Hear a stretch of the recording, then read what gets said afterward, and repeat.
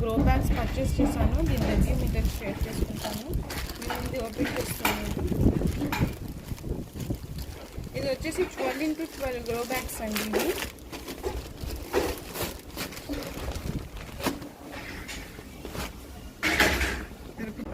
చూసారా 12x12 grow bags మనకి receive అయినాయి.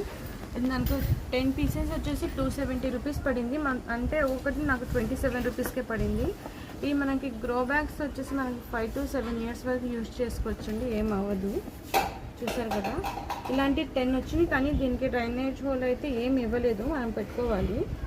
అంతకుముందు కూడా నేను ఆర్డర్ చేశాను, అవి కూడా చూసారా 18x18 గ్రో బ్యాగ్ అండి. చూసారా ఎంత పెద్దగా వచ్చిందో. దీనికి మనకు ఒక 4 బస్తాలు అయితే పట్టింది. ఎంత పట్టినా సగమే వచ్చింది మట్టి.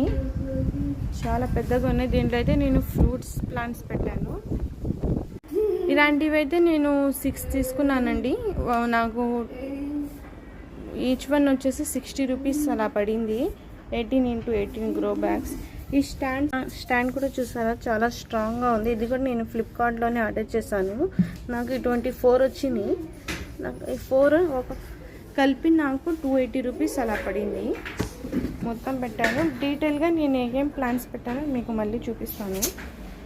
చూసారా ఇక్కడ క్లారిటీగా కనిపిస్తుంది. చూసారా స్టాండ్స్ అయితే